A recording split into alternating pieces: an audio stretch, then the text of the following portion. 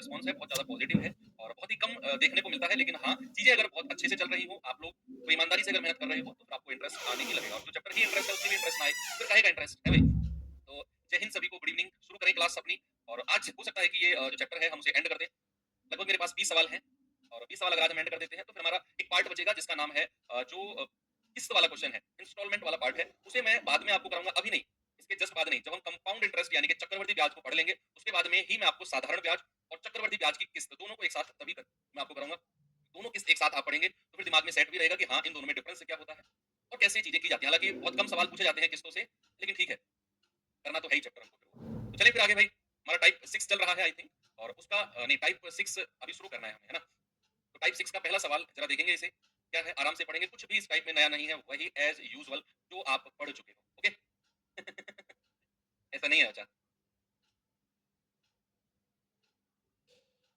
Sir speed तेज कैसे होगी? अच्छा डिपेंड करता है कि आप चला क्या रहे हो, बाइक चला रहे हो, गाड़ी चला रहे हो, बाइक चला रहे हो तो थोड़ा-सा ऐसे घुमा दो राइट हैंड को, गाड़ी चला रहे हो तो थोड़ा-सा पंजे को दबा दो, स्पीड तेज हो जाएगी। अगर आप पढ़ने की बात कर रहे हो, उसमें सवाल करने की बात कर रहे हो, उसमें स्पीड आप तेज करना चाहते हो तो फिर आपको प्रैक्टिस बहुत सारी करनी होगी। मल्टीपल टाइम एक ही चीज़ की मल्टीपल टाइम प्रैक्टिस से ही आपकी स्पीड बढ़ेगी एग्ज़ाम में, आपके मॉक टेस्ट में जब आप सवालों को कर रहे होंगे उस समय। कह रहा है कि सुमित ने राम को 5,000 रुपए 2 वर्ष के लिए और मयूर को 8,000 रुपए 3 वर्ष के लिए समान ब्याज की दर यानी कि जितना रेट ऑफ इंटरेस्ट वो राम से ले रहा है सुमित, उतना ही रेट ऑफ इंटरेस्ट मयूर से ले रहा है। ब्याज की दर दोनों के लिए बराबर है। कह रहा है साधारण ब्याज से ऋण पर दिए और उन दोनों से ब्याज के रूप में टोटल उसको मिला है कितना जी? 1700 रुपए। आपसे कह रहा है बताओ वो रेट ऑफ इंटरेस्ट यानी कि वो ब्याज की दर एक्चुअल में है कितनी? भाई बड़ा साधारण सी बात है, जितना रेट ऑफ इंटरेस्ट उसने राम से लिया है सुमित ने, उतना ही रेट ऑफ इंटरेस्ट उसने मयूर से लिया है। दोनों के केस में ब्याज की दर हमारी समान है। तो क्या मैं ये कह सकता हूँ कि राम के केस में ब्याज कितना होगा? राम के केस में सर मूलधन है 5,000, दर कितनी है हमें नहीं पता, हम आर मान लेते हैं। राम के केस में समय कितना है? 2,000 और बटा 100। अगर मैं मयूर के केस में आपसे पूछूं कि मयूर के केस में ब्याज कितना हुआ है जी? मूलधन है 8,000, दर को मैं आर मानता हूं, जितनी यहां पर है उतनी यहां पर होगी और समय कितना है? 3 वर्ष बटा 100। देखो ये तो ब्याज राम का हो गया, ये ब्याज मयूर का हो गया जो इन दोनों को सुमित को चुकाना है। सवाल ने कहा कि दोनों से जो ब्याज मिला है ना, दोनों से जो ब्याज मिला है वो है 1700 रुपए, वो है 1700 रुपए। तो बराबर किसके हो जाएगा? 1700। और इन दोनों को ऐड कर देंगे, दोनों ब्याज को ऐड करके ही तो हमको 1700 मिल रहा है। तो यहाँ आप 2 जीरो से 2 जीरो उड़ा दो, 50 दूनी 100 आर प्लस 2 जीरो से 2 जीरो उड़ा दो, 8 दिया 240 आर बराबर 1700। आप अगर इनको जोड़ते हो तो 24 और 10 34 यानी कि 340 आर बराबर 1700। तो यहाँ से आर कितना हो जाएगा भैया? 1700 बटा 340। जीरो से जीरो गया, 3 पंजे 15, 4 पंजे 20, यानी कि आर बराबर कितना परसेंट है? 5%। और यही हमसे उसने पूछा है। क्या पूछा है जी? कि रेट हमारा होगा कितना? ठीक है, आगे बढ़े। ये सवाल बताना जरा, अब ये सवाल आप कर दोगे, मुझे पूरा भरोसा है कि ये सवाल आप कर सकते हो। सर मुझे एएलपी का पेपर देना है, कौन मना कर रहा है? बताओ कौन रोक रहा है तुमको एएलपी के पेपर देने से? दो तुम, एएलपी का दो, तुम सीजीएल का दो, तुम एमटीएस का दो, तुम सीएचएसएल का दो, तुम एनटीपीसी का दो, किसी का भी पेपर दो, मैं तुम्हारे साथ हूँ। ओके, ये सवाल सेम है, जस्ट इसके मैंने कपड़े चेंज किए हैं। कपड़े चेंज का मतलब है इसकी मैंने लैंग्वेज चेंज करी है। कह रहा है कि एक व्यक्ति ने बी को 3 वर्ष के लिए 1200 सॉरी 12,000 और सी को 4 वर्ष के लिए 10,000 रुपए ब्याज की समान दर पर उधार दिए और उन दोनों से ब्याज के रूप में कुल 6,080 रुपए उसे मिले। तो बताओ वार्षिक ब्याज की दर यानी कि एनुअल रेट ऑफ इंटरेस्ट क्या है? बताओ जल्दी से बच्चे, इसका जवाब क्या होगा? हेमंत दुकानदार और बट्टा की पीडीएफ नहीं मिली प्रश्न वाली है, तो आज मैं बात करता हूँ।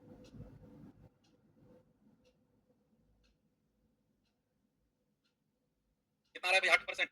देखें भाई, एक व्यक्ति ने बी को पैसा दिया है, बी को कितना पैसा दिया है? उसने 12,000।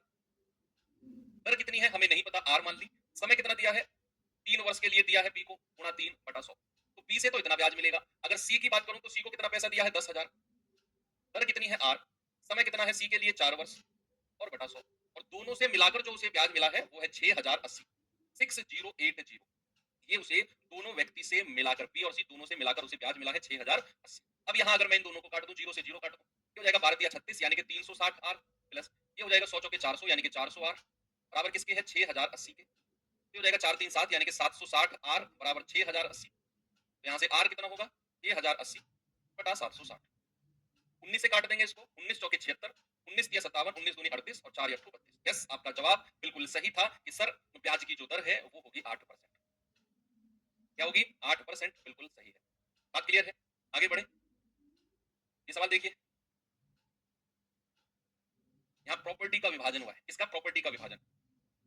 आराम से पढ़ेंगे पहले सवाल को, हड़बड़ी में जल्दबाजी में करने की कोई जरूरत नहीं है। सवाल कह रहा है किसी व्यक्ति ने अपने 15 वर्ष और 13 वर्ष की आयु वाले दो पुत्रों में, दो बच्चे हैं, एक की उम्र 15 साल है, एक की उम्र 13 साल है, दो बेटों में या दो पुत्रों में 1,45,600 रुपए की धनराशि को बांटा है, दो लोगों में बांटा है।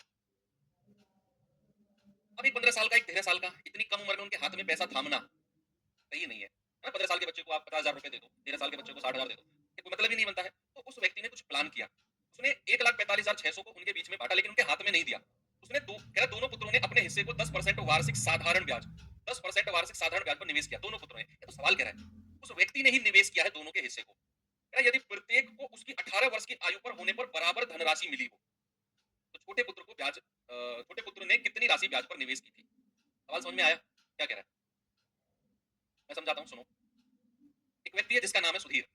सुधीर नाम का कोई व्यक्ति है, उसके दो बेटे हैं। एक का नाम है, एक का नाम है, नहीं ये नाम नहीं बोलूंगा। एक व्यक्ति है जिसका नाम है सुधीर, एक का नाम है, यहीं से ले लेते हैं, एक का नाम है हर्ष और एक का नाम है आदर्श। एक हर्ष एक आदर्श। अब हर्ष की उम्र 13 साल है, आदर्श की है 15 साल। व्यक्ति को बांटना है उन दोनों के बीच में 1,45,600। अब उसने उन दोनों के हिस्सों बांटे, नहीं पता कितना कितना दिया, और उनको बैंक में जमा कर दिया। बैंक देता है 10% का ब्याज सालाना साधारण।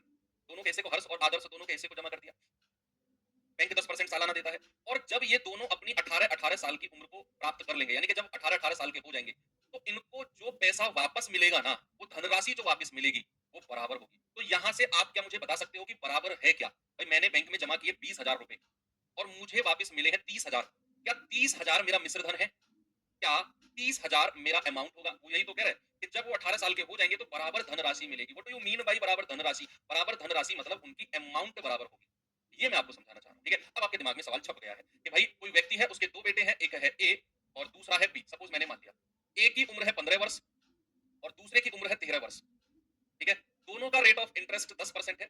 या उससे पहले मुझे एक बात बताओ, जब ये 18 साल का होगा, जब 15 वर्ष वाला बच्चा 18 साल का होगा, तो इसे कितने वर्ष का ब्याज मिलेगा? 3 साल का। भाई 15 साल का बच्चा जब 18 साल का होगा तो क्या उसे 3 साल का ब्याज मिलेगा? और जब ये 13 साल वाला बच्चा 18 साल का होगा तो इसे कितने साल का ब्याज मिलेगा? सर इसे मिलेगा 5 साल का। इनका समय भी हमको मिल गया कि ब्याज कितने कितने साल का इन्हें मिल रहा है। इनका मूलधन मैंने यही माना है कि ये इसका प्रिंसिपल है, ये इसका मूलधन है। रेट ऑफ इंटरेस्ट इसका भी 10% है और इसका भी 10% है। अब आपको मुझे बताना है, आपको मुझे बताना है कि अगर इसका रेट ऑफ इंटरेस्ट 10% है तो 3 साल का ब्याज कितना मिलेगा इसे? अगर इसका रेट ऑफ इंटरेस्ट 10% है तो 3 साल का ब्याज मिलेगा 30%। और अगर इसका भी रेट ऑफ इंटरेस्ट 10% है तो इसको 5 साल का ब्याज कितना मिलेगा? 50%। ये ब्याज निकाला मैंने। और ये इसका ब्याज है, ये इसका ब्याज है। अगर मैं इसका अमाउंट आपसे पूछूं तो ये तो 30% है। अमाउंट के लिए 100% में जोड़ देते हैं। और मूलधन कितना है? ए। मिश्र धन की मैं बात कर रहा हूँ, मिश्र धन, ठीक है? तो ये तो ब्याज है 30%। अगर अमाउंट निकालना होगा तो 100% में ऐड कर देंगे, 130% मिश्र धन हो जाएगा ए का। इसका मिश्र धन कितना होगा? 150% किसका? बी का। और वो कह रहा है कि इनका अमाउंट इक्वल है। भाई उसने बोला है कि धनराशि बराबर मिलेगी, और धनराशि बराबर मिलेगी मतलब उनका मिश्र धन यानी कि अमाउंट बराबर है। अब यहाँ से ए और बी का रेशियो ले लो, हो गया सवाल। अब तो कुछ भी नहीं है सवाल में, परसेंट जीरो से परसेंट जीरो उड़ा दो। ए और बी का रेशियो, ए के सामने 15 और बी के सामने 13। यही पैसा इस रेशियो में बांटना है। लेकिन क्या आप डिविजिबिलिटी रूल का यूज कर सकते हो? आपसे पूछा है छोटे पुत्र को कितना पैसा दिया। छोटा पुत्र यानी कि जिसकी उम्र छोटी है, ये वाला बी। तो छोटे पुत्र को जो पैसा दिया है वो तो 13 का मल्टीपल होना चाहिए, है भाई? ये तो 13 का मल्टीपल होना चाहिए। तो जरा देखना, 13 पंजे 65, तो नहीं ये तो 13 से नहीं कट रहा। 13 पंजे 65 नहीं, ये भी नहीं कट रहा। 13 चौके 52, 8 4 12, ये भी नहीं कट रहा। 13 पंजे 65, 13 दूनी 26, यही 13 से कट रहा है। तो छोटे पुत्र को यही पैसा मिलेगा। अगर आप ऐसा नहीं भी करना चाहते हैं तो आप इन दोनों को जोड़ेंगे, 15 और 13 28। 28 यूनिट का मान कितना है? 1,45,600। तो एक यूनिट का मान कितना होगा बटा 28? तो कितना हो जाएगा भाई? 28 पंजे 140, 28 दूनी 56, एक यूनिट का मान हो जाएगा 5200। तो 13 यूनिट का मान होगा 13 गुणा 5200। और ये किसके बराबर हो जाएगा? इसके बराबर हो जाएगा, ठीक है? अच्छा सवाल है ये, थोड़ा सा मेंस लेवल का क्वेश्चन है। तो सीपीओ वगैरह, यूपीएसआई वगैरह वाले बच्चों के लिए, सीजीएल मेंस वाले बच्चों के लिए एक स्टैंडर्ड क्वेश्चन है। ऐसा ही एक और सवाल आपको मैं देता हूं भाई, जरा मुझे बता दो इसका आंसर क्या होगा। कौन बताएगा?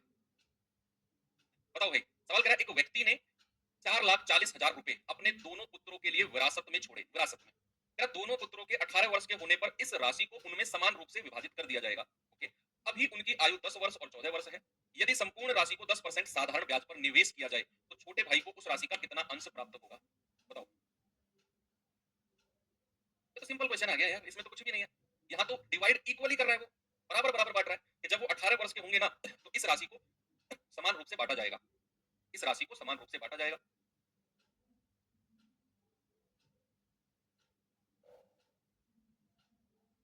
बताओ भाई जल्दी से सवाल का जवाब क्या होगा? पढ़ेंगे सभी लोग?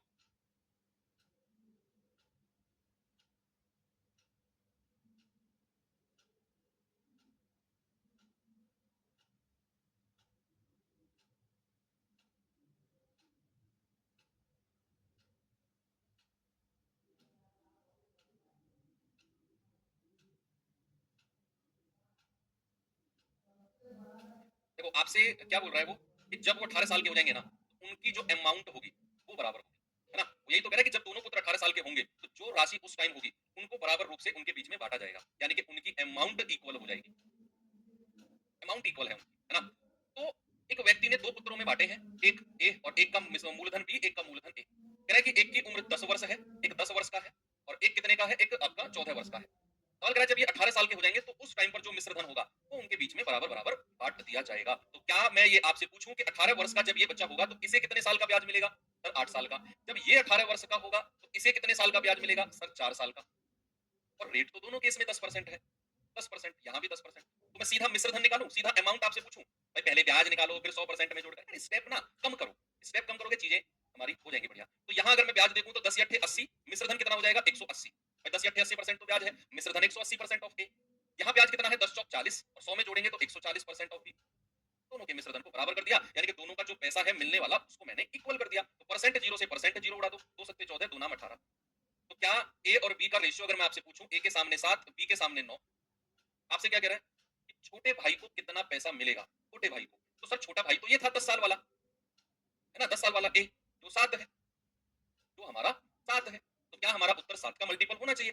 ये छोटा भाई तो 10 साल वाला है ना, तो क्या हमारा उत्तर 7 से कटना चाहिए? जरा देखना, 7 या 21, 3 7 5 35, 2 ये तो नहीं कट रहा। 7 दूनी 14, 5 7 7 49, 7 5 35, ये कट रहा है 7 से। 7 चौक 28, 3 2 5, 7 7 49, 45 नहीं कट रहा। 7 या 21, 1 7 दूनी 14, 7 5 35, ये कट रहा है। इन दोनों में से कोई आंसर हमारा हो सकता है, क्या होगा जरा बताना भाई? 9 और 7 16, 16 यूनिट का मान कितना है? Double 4, 4 times 0। 1 यूनिट का मान कितना होगा बटे 16? तो 16 दूनी 32, 8 4 12, 16 7 112, 16 पंजे 80। 7 यूनिट का मान कितना होगा? 7 यूनिट का 27500 गुणा 7, 0 0 7 पंजे 35, 7 7 49, 3 52, 7 दूनी 14 5 19। छोटे बेटे को कितना मिलेगा? 1,92,500 रुपए। ठीक है, आगे चले, एक और सवाल दूं ऐसा ही। चलो ये सवाल भी कर लो भाई, फिर मैं टाइप चेंज करता हूँ, देखेंगे इस सवाल को। जितना भी मैंने आपको पढ़ा दिया ना बच्चे सिंपल इंटरेस्ट में, आज तक जितना हो जाएगा, आपने कोई बुक उठाना सिंपल इंटरेस्ट की, कोई भी एक्स वाई कोई भी बुक, बस उसमें वो सवाल मत देखना किस सवाल है, बाकी आप किसी भी सवाल को उठाना। ये जज मत करना कि सर ये टाइप नहीं कराया वो टाइप नहीं कराया, आप उसमें दिमाग लगाना अपना, आप लगा जाओगे। अगर आपने ईमानदारी से सारी वर्कशीट सारे सवाल क्लास के रिवीजन किया है, अरे एक बार तो किया ही किया, इनका रिवीजन भी किया, लेकिन अगर आपने बस क्लास ही की है, आपने वर्कशीट नहीं लगाई, अरे सर बस इतना ही, तो फिर आपका कुछ नहीं कर सकता हूं मैं, कोई कुछ नहीं कर सकता आपका, त्वम ब्रह्मास्मि।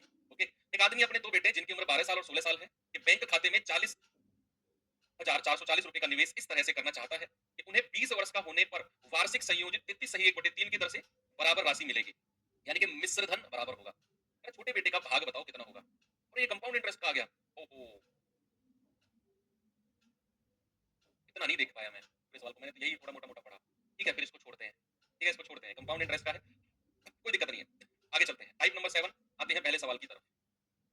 पढ़ेंगे इसको भी, अभी रुको, पढ़ेंगे इसको भी। सर आपको कोई बुक बता दो, देखो अभी आपको बुक की जरूरत है तो आप राहुल तेवतिया सर की जो बुक है मार्केट में, आप उसे ले सकते हो, अच्छी बुक है, मैंने भी पढ़ी है।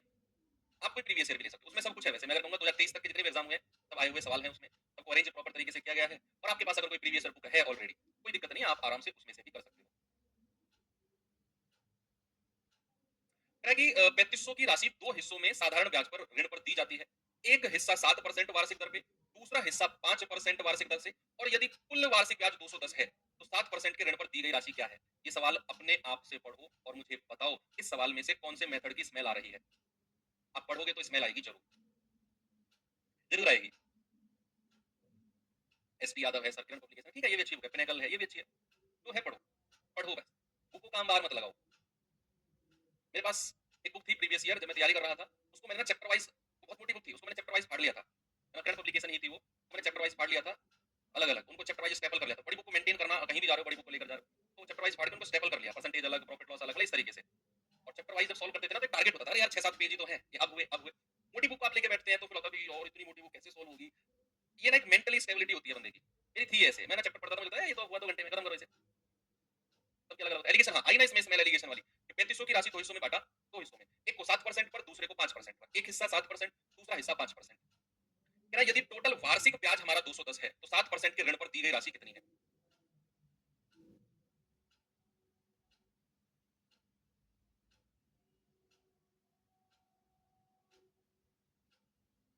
करें भाई, उसने दो हिस्सों, सबसे पहले क्या करना है, कुल ब्याज प्रतिशत निकालनी है, कुल ब्याज प्रतिशत, कुल ब्याज परसेंटेज। एक हिस्सा 7% पर, दूसरा 5% पर, और दोनों से मिलकर जो ब्याज मिला है वो 210 रुपया है, और जो ये 210 रुपया मिला होगा ये 3500 रुपए पर टोटल ब्याज मिला होगा। तो क्या तुम भी चीर फाड़ मत कर देना आज से कि गुरुजी ने चैप्टर वाइज पढ़े, हम भी आज चैप्टर वाइज पढ़ते हैं, ऐसा मत करना, ठीक है? अपनी स्ट्रेटेजी अपनी बनाओ कि वार्षिक ब्याज अगर 210 है और ये 3500 रुपए पर लग रहा है टोटल, तो कुल ब्याज की प्रतिशत कितनी है ये आपने मुझे बताना है। तो भाई 210 रुपए का ब्याज है और वार्षिक है ना, एक ही साल में मिला है, एक ही साल में मिला है तो कोई दिक्कत नहीं है। तो मैं कुल वार्षिक ब्याज की प्रतिशत निकाल रहा हूँ बटे 3500 और गुणा 100, तो ये बन जाएगा आपका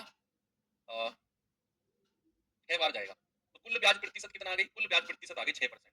तो हमें सेंटर में रखना है, जो हमें सेंटर में रखना है, तो एक हिस्सा 7% पर, एक हिस्सा 5% पर, और जो कुल है कुल 6% को हम यहाँ पर रखेंगे। तो बड़े में से छोटा घटाओ एक, और बड़े में से छोटा घटाओ एक, तो रेशियो कितना आ गया? 1:1, यानी कि जो ये 3500 रुपए है ये 1:1 में बट जाएगा।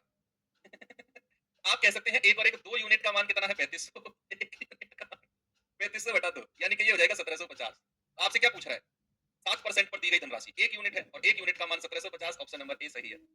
ये कह रहा है कि आप लेट हो गए, ये कहने में कि अपनी बुक मत फाड़ना, आपने कहा और मैंने तो चीर फाड़ कर भी दिया। यार तुम तो गुरु हो तुम लोग। अरे मैं ये कह दूं मैं तो मजाक कर रहा था, मजाक था भाई, मजाक, मैंने कोई बुक नहीं फाड़ी, फिर क्या करोगे तुम मेरा बताओ? हाँ, 7 की डिविजिबिलिटी भी लगा सकते हो। कैसे लगा सकते हो 7 की डिविजिबिलिटी यार? मूलधन गुणा दर गुणा समय बटा 100 वाली लगा लो, आपकी मर्जी है, 3500 है तो ठीक है, आप लगा सकते हो इसमें।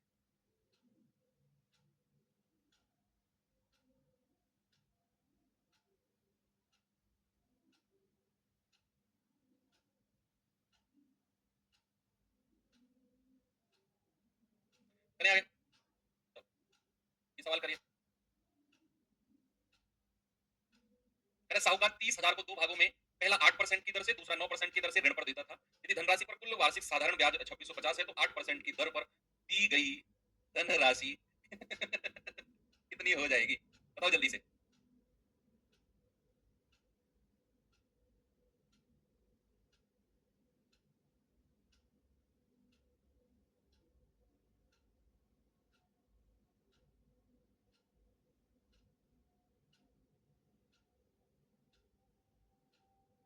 सेकंड मेथड नहीं, सेकंड मेथड क्या जरूरत है? फिर आपको मानना पड़ेगा एक हिस्सा दो भागों में बांटा है ना, एक को ए मान लो, दूसरे को फिर मानना पड़ेगा 30,000 माइनस ए, दूसरे को ये मानना पड़ेगा, फिर लगाना पड़ेगा ए गुणा, पहले को 8% पर दिया है, समय कितना है? वार्षिक, एक ही साल के लिए दिया है, और बटा 100 प्लस 30,000 माइनस ए गुणा 9% गुणा समय बटा 100, और दोनों से जो ब्याज मिला है बराबर कितना है? 2650। फिर यहाँ से आपको ए का मान निकालना पड़ेगा, सेकंड मेथड है, ठीक है? आप लगाओ एलिगेशन इस पे, एक तरफ 8% ले लो, पहले तो कुल ब्याज प्रतिशत निकालो, कुल ब्याज प्रतिशत, कुल ब्याज कितना मिला है? वार्षिक है ना, एक ही साल का मिला है, तो वार्षिक ब्याज कितना है? 2650 बटा मूलधन कितना है? 30,000 और गुणा 100। दो जीरो से दो जीरो उड़ा दो, एक जीरो से एक जीरो उड़ा दो, तो ये कितना मिल गया? 5 छंग 30, 5 पूरे 25, 5 दिया 15, यानी कि 53/6%। ऐसे रहने दो इसको। कुल ब्याज प्रतिशत कितना मिल गया? 53/6%। एक को मिला है 8% पर, दूसरे को मिला है 9% पर ब्याज, और ओवरऑल कितना है? 53/6%।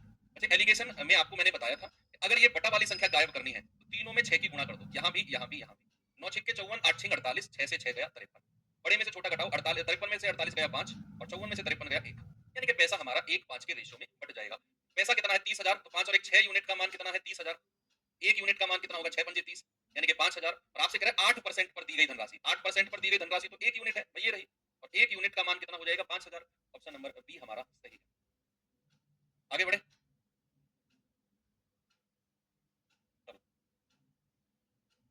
ये सवाल करिए।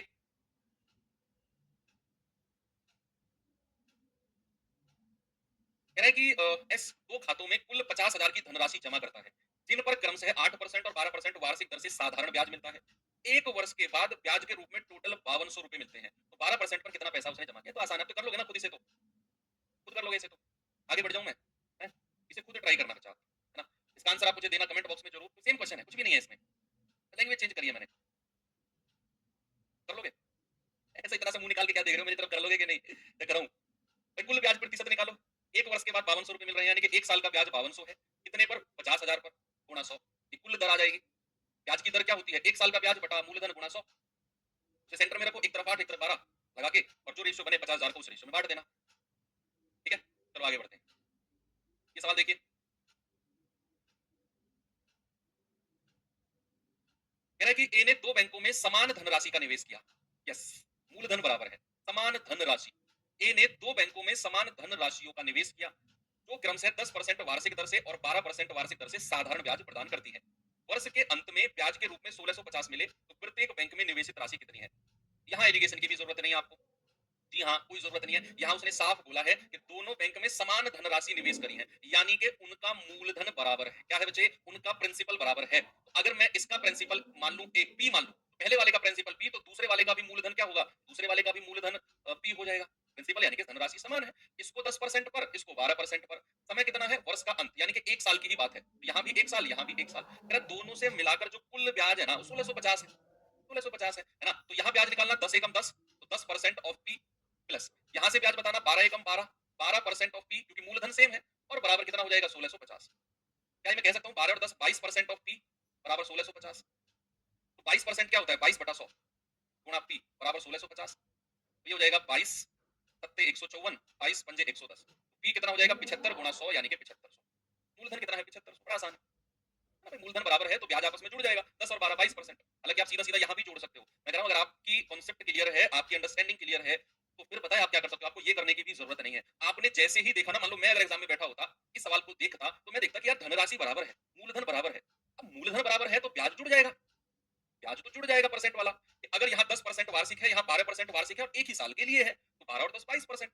22% बराबर 1650, 1% बराबर 75, तो 100% 7500। इसे लगा देता मैं तो सीधा। ठीक है, आगे बढ़े। ये सवाल करिए।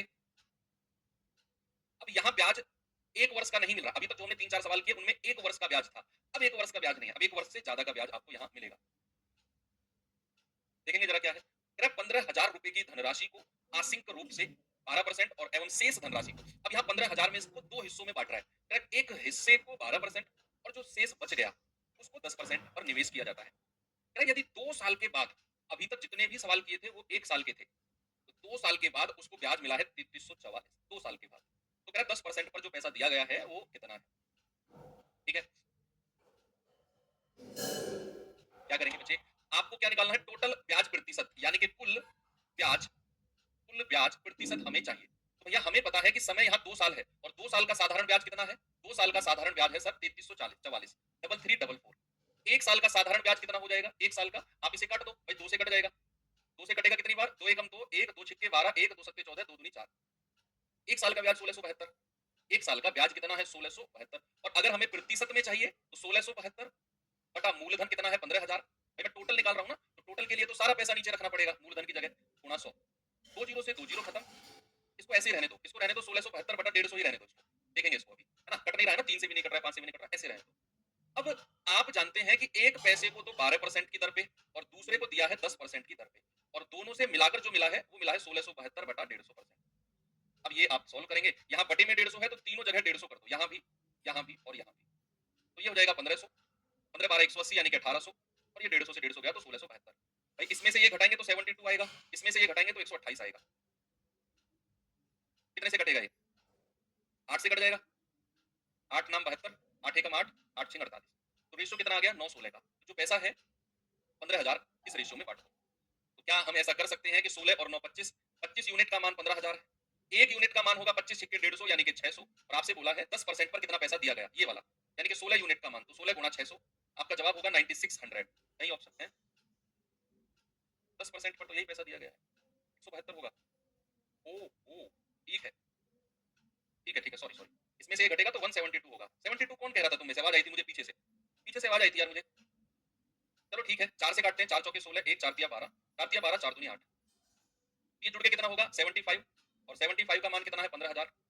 75 दूनी 150, एक यूनिट का मान होगा 200, एक यूनिट की वैल्यू कितनी होगी? 200, तो 32 यूनिट का मान कितना होगा? 6400। है ना भाई, 200 की गुणा करेंगे तो 6400, हमारा सही जवाब होगा ऑप्शन नंबर सी। बात क्लियर है? कोई दिक्कत है आपको? नहीं ना, आराम से कर लिया आपने।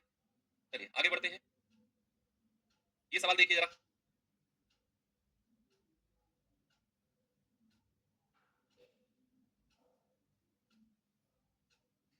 कह रहा है कि एक व्यक्ति ने 4% और 6% और 10% तीन जगह पैसा लगाया। वार्षिक दर पर साधारण ब्याज की तीन विभिन्न योजनाओं में कुल इतना पैसा निवेश किया, टोटल 15,500 अलग अलग जगह उसने पैसा लगाया है। कह रहा है एक साल के अंत में सभी तीनों योजनाओं में समान ब्याज। अरे यार भाई, असली खरा सोना तो यहाँ है। खरा सोना तो ये है कि उसे क्या हुआ है, समान ब्याज मिला है। ये है 24 कैरेट, 24 कैरेट का सोना है कि उसे एक साल के अंत में समान ब्याज मिला है तीनों योजनाओं से। 6% पर कितना पैसा लगा है वो बता दो। तो यहाँ तीनों योजनाओं में ब्याज बराबर है। क्या है? तीनों योजनाओं में ब्याज बराबर है। मैं मान लेता हूँ तीनों योजना एबीसी है, मूलधन उनका एबीसी है। पहली योजना को 4% पर लगाया, दूसरी को 6% पर, तीसरी को 10% पर, और तीनों का समय कितना है, एक वर्ष, एक एक साल ही है, एक एक साल ही है। तो यहाँ हमारा ब्याज कितना हो जाएगा, 4% ऑफ ए, यहाँ ब्याज कितना हो जाएगा 6% ऑफ बी, और यहाँ कितना हो जाएगा 10% ऑफ सी। और हमारा 24 कैरेट सोना क्या कह रहा है कि ब्याज बराबर है, तो ब्याज को बराबर कर दो। क्या करेंगे बच्चा, ब्याज को मैंने बराबर कर दिया। अब हमें एबीसी का रेशियो चाहिए। परसेंट परसेंट परसेंट उड़ा दो, दो दूनी 4, दो तिया 6, दो चौके 2 पंजे 10। एबीसी का रेशियो बताना जरा। ए का रेशियो चाहिए तो ए को छिपा लो, बाकी दो को गुणा कर दो। बी का रेशियो चाहिए, बी को छिपा लो, बाकी दो को गुणा कर दो। और सी का रेशियो चाहिए, सी को छिपा लो, बाकी दो को गुणा कर दो। तो 15, 10 और 6 हो गया सवाल। आपसे कह रहा है कि बताओ 6% पर जो पैसा दिया गया है वो कितना है। 6% पर यानी कि बी की वैल्यू आपसे पूछ रहा है। 15, 10, 25 और 6 31। यूनिट का मान है 15,500। एक यूनिट का मान होगा 15,500 बटा 31। 31 पंजे 155 यानी कि 500। और आपसे कह रहा है 6% पर जो पैसा दिया गया है वो कितना है, यानी कि 500 गुणा 10। आप कहेंगे सर वो है 5,000। कितना है, 5,000। आगे बढ़ो। ये सवाल देखिए जरा। मतलब जो आपके सिंपल इंटरेस्ट साधारण ब्याज के सवाल होते हैं, पता है वो क्या होते हैं? होते हैं ऊंची दुकान फीके पकवान। सवाल होंगे बहुत बड़े बड़े, 5-5 6-6 लाइन के। कुछ नहीं होगा सवालों में। मैंने हर कोने से ढूंढकर आपको सवाल करा दिया। जहां जहां साधारण ब्याज पूछा गया है हर कोने से मैंने सवाल उठाया है। चाहे वो सीडीएस का हो, सीजीएल मेंस का हो, सीजीएल का हो, प्री का हो, सीपीओ हो, सीएचएसएल हो, यूपीएसआई हो, आरपीएफएसआई हो, रेलवे का कोई भी एग्जाम हो, जहां से भी मुझे साधारण ब्याज का जैसा भी सवाल मिला, बेस्ट मिला, उसको उठा लिया मैंने। कह रहा है कि कुल 4900 रुपए में से एक भाग को 9% वार्षिक ब्याज की दर से निवेश किया गया तथा शेष भाग को 12% पर निवेश किया गया। यदि प्रत्येक स्थिति में बराबर समय में बराबर ब्याज मिलता है, समय भी बराबर है और ब्याज भी बराबर मिल रहा है, ब्याज बराबर मिल रहा है, तो सवाल तो हो गया। कह रहा है तो लगाए गए धन का अनुपात बता दो कितना होगा। बड़ा आसान है ना भाई। यहाँ मैं मान लेता हूँ कि ए और बी दो अलग अलग जगह पैसे को बांटा गया है। एक को 9% पर, दूसरे को 12% पर। अब कह रहा है दोनों का जो समय है वो बराबर है, इसका भी टी समय, इसका भी टी समय। तो ब्याज बताना जरा कितना होगा। आप कहेंगे 9t% ऑफ ए, और इसका ब्याज बताना जरा 12t% ऑफ बी। क्या उसने बोला है कि ब्याज बराबर है? बराबर है तो बराबर कर दो। मेरी तरफ काहे टुकुर टुकुर देखते हो इतने आसान सवाल को भी यार, कि सही करेंगे भाई। परसेंट से परसेंट कट गया, टी से टी उड़ा दो, 3 तिया 9, 3 चौके 12। ए और बी का रेशियो क्या आ गया, ए के सामने 4, बी के सामने 3, हो गया सवाल। अब आप कहेंगे सर ये 4900 का क्या मतलब था? कोई मतलब नहीं था। आपसे उसने रेशियो पूछा, और रेशियो तो हमने ब्याज को बराबर करते ही निकाल दिया, 4-3। रेशियो पूछा है, हो गया सवाल। अगर ये पूछता कि फलाने को कितना पैसा मिला या ढिमके को कितना पैसा मिला, तो फिर हम 4900 की हेल्प लेते हैं। जरूरत ही नहीं है हमें। क्या जरूरत है? अलग अलग पैसा पूछता ए और बी का, तो हमें 49 की जरूरत पड़ती, कोई नीड नहीं है। ये सवाल देखिए जरा।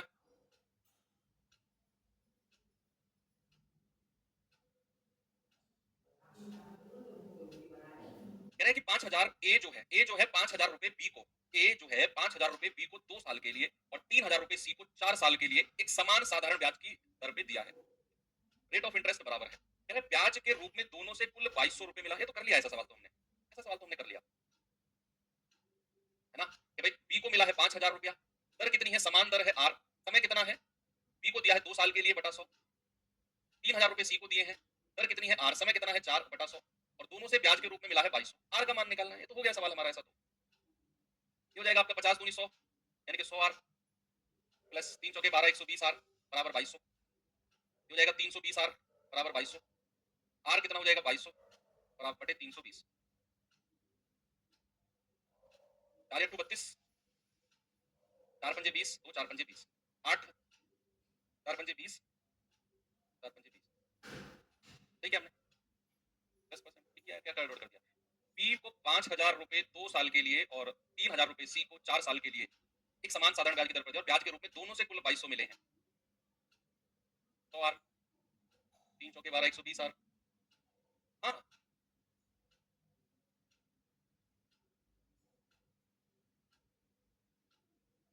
अच्छा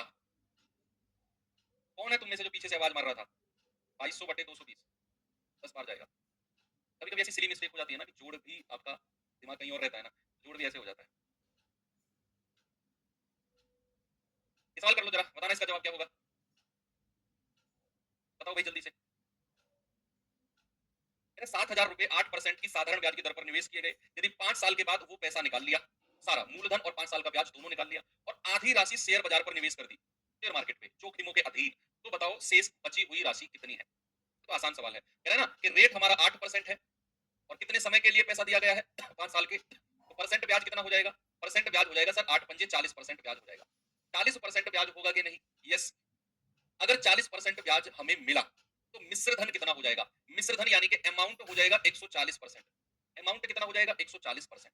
होगा कि नहीं? आपसे कह रहा है कि उसने 5 साल के बाद सारा का सारा पैसा निकाल दिया, यानी कि मिश्र धन वो लेकर आया, और मिश्र धन हमारा कितना है? 140%। अभी मैं एक परसेंट में ही बात कर रहा हूँ। कह रहा है इस मिश्र धन का आधा पैसा शेयर बाजार में लगा दिया, तो कह रहा है अब बताओ कितना बचा? अरे आधा ही बचा होगा।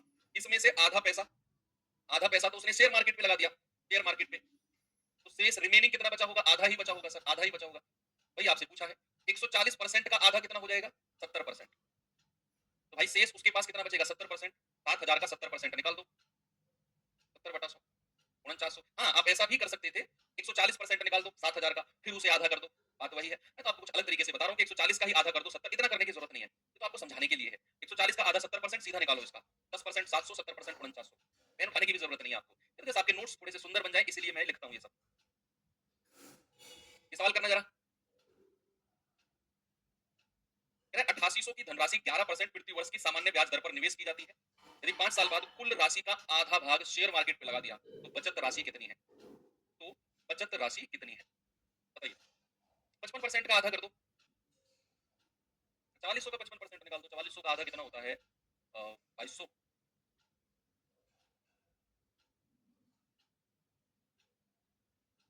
155% का आधा, सॉरी। देखो भाई यहाँ पर रेट कितना है? 11%। समय कितना है? 5 साल। तो प्रतिशत ब्याज, परसेंटेज इंटरेस्ट हमारा कितना हो जाएगा? 55%। अमाउंट कितना हो जाएगा? 155%।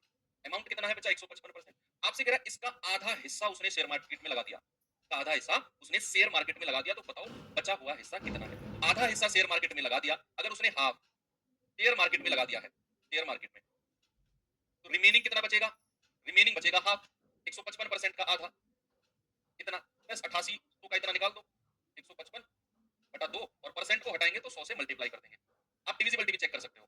11 की डिविजिबिलिटी चेक कर लो। 6 और 2 8 नहीं बनेगी बात, 6 और 2 8 नहीं बनेगी बात, 6 और 2 8 नहीं बनेगी बात, 6 और 2 8 और 8 का डिफरेंस 0। Option number D. पहले भी आप लगा सकते थे, यहाँ भी लगा सकते थे। यहाँ परसेंट ब्याज जैसे आपने, सॉरी 8800 जैसे ही आपने देखा ना, यहाँ नहीं लगा सकते क्योंकि हमें अमाउंट निकालना है। 8800 जैसे ही आपने देखा ये 11 से कट रहा है, और 11 से कट रहा है तो ऑप्शन यहीं पे चेक कर लेते, फिर तो आपको इतनी सब कुछ सॉल्यूशन की जरूरत ही नहीं है। लेकिन उसके लिए अंडरस्टैंडिंग लेवल बहुत एडवांस होना चाहिए। 2 से कटेगा 44 बार, बताना भाई जरा कितना होगा? 44 पंजे कितना होता है? 220। हासिल का 22, 220 और 22 242। 44 एकम 44 और 24,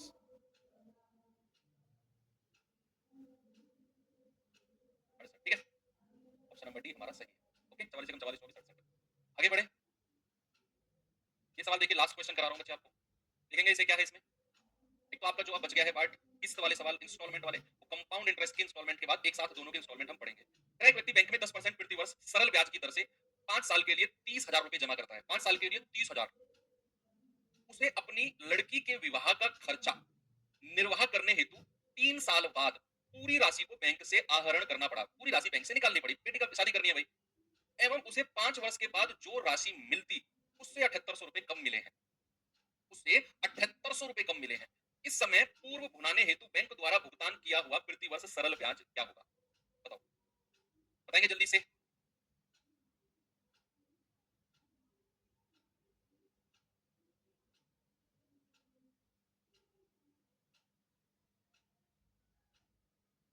भाई मैं आपको समझाता हूँ कि सवाल है क्या, आपने पढ़ लिया होगा, मैं समझा रहा हूँ। एक व्यक्ति है, उसने उसके पास ना 30,000 रुपए रखे हुए हैं, कह रहा है रखे तो है, बैंक में जमा करते हैं। उसने बैंक में जमा किया और बात हुई कि एफडी, ये एफडी वाला सवाल है, आपने एफडी सुना है ना, फिक्स डिपॉजिट फंड है। एफडी करवा लेते हो फिर बीच में तुड़वाना पड़ जाता है एफडी, उतना ब्याज नहीं मिलता जितना हमें शुरू में हमने बात हुई थी। अगर आप एफडी बीच में तुड़वा लेते हो, थोड़ा आपने थोड़ा बहुत जानते होंगे ये बात। तो 30,000 रुपए उसके पास थे, उसने बैंक में जमा किए। बैंक में बात हुई कि भाई मैं 5 साल बाद पैसा निकालूंगा, और बैंक वालों ने कहा ठीक है, अगर आप अपना पैसा 5 साल बाद निकालते हो ना तो हम आपको ब्याज की दर लगाएंगे 10%, लेकिन कंडीशन है साल बाद ही पैसा निकालोगे। मैंने कहा ठीक है। रख दिया, उसने एफडी करा ली 5 साल की 10% के हिसाब से। अब हुआ क्या कि बेटी की शादी करनी पड़ गई 3 साल बाद ही। 3 साल बाद ही। बैंक गया कि भैया मेरा पैसा दे दो, मेरी तो बेटी की शादी है। अब बैंक वाले ने कहा सर ये तो गलत बात है, आपने तो 5 साल की एफडी कराई थी और तभी तो हमने 10% का रेट फिक्स किया। तभी तो 10% का रेट फिक्स किया। मैंने कहा ठीक है कुछ भी करो, कम दे दो लेकिन दे दो, अब मुझे चाहिए ये पैसा। उसने कहा ठीक है सर रेट हमारा कुछ और लगेगा, अब 3 साल में आप पैसा निकाल रहे हो ना, 3 साल में पैसा निकाल रहे हो, आपको 10% ब्याज नहीं मिलेगा आपको। जो 5 साल वाला था, बैंक मैनेजर ने बोला। उसने कहा ठीक है यार मजबूरी है, दे दो अब तो जितना भी आप लगाओ। तो उसने 3 साल बाद वो पैसा सारा निकाल लिया। अब सवाल क्या है कि जो उसे पैसा 5 साल के एंड पे मिलता ना, उससे 7800 रुपए कम मिला है 3 साल बाद। ने निकाला है। ये 7800 कम क्या होगा? क्या मूलधन कम होगा या ब्याज कम होगा? 5 साल के ब्याज से 3 साल के ब्याज का जो डिफरेंस होगा ना वो 7800 रुपए है। जो ब्याज 5 साल में मिलना था ना, जो ब्याज 3 साल में मिला है वो उससे 7800 रुपए कम है।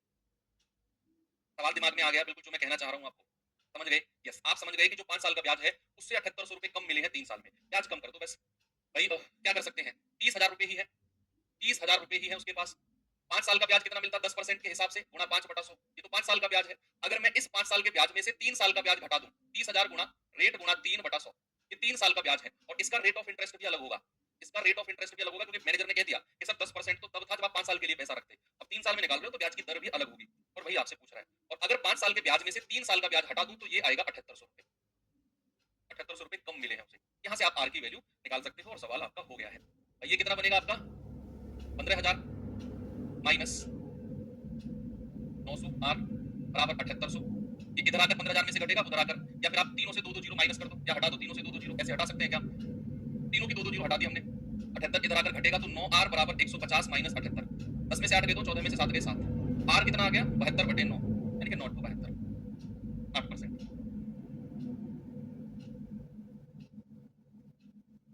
यस, ठीक है। तो यहाँ पर आपका चैप्टर होता है खत्म। कल हम एक बड़ा ही बेहतरीन चैप्टर जिसका नाम होगा कंपाउंड इंटरेस्ट यानी कि चक्रवर्ती ब्याज, वो बड़ा है। अच्छा ये चैप्टर छोटा था, साधारण ब्याज छोटा था, फिर भी इसको मैंने बहुत लंबा खींचा। 75 76 क्वेश्चन बहुत होते हैं। साधारण चक्रवर्ती ब्याज में चीजें बहुत सारी हैं, बहुत सारी हम प्रैक्टिस करेंगे, बहुत सारा टाइम उसमें देंगे। तो कल से तैयार रहना एक बेहतरीन चैप्टर के लिए और बहुत मजा आपको आने वाला है, बहुत इंपॉर्टेंट है, किसी भी एग्जाम की आप तैयारी